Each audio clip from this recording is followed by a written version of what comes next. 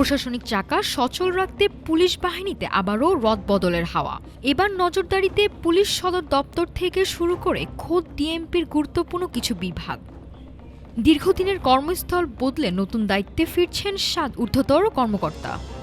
সোমবার পুলিশ মহাপরিদর্শক আলী হোসেন ফকিরের স্বাক্ষরিত এক আদেশে জানানো হয় এই পরিবর্তনের খবর, যেখানে অতিরিক্ত ডিআইজি থেকে শুরু করে অতিরিক্ত উপকমিশনার পদমর্যাদার কর্মকর্তারা রয়েছেন।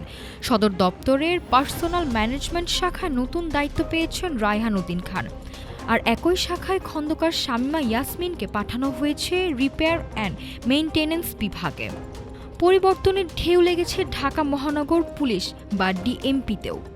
গোয়েন্দা জালে ধার বাড়াতে সচিবালয় নিরাপত্তা থেকে আব্দুল কাদেরকে আনা হয়েছে ডিবি তেজগাঁও বিভাগে।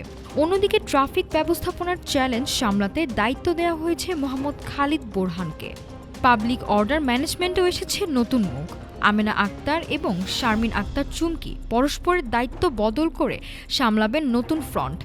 বিভাগীয় এই রদবদলকে নিয়মিত প্রক্রিয়ার অংশ হিসেবেই দেখছে পুলিশ প্রশাসন।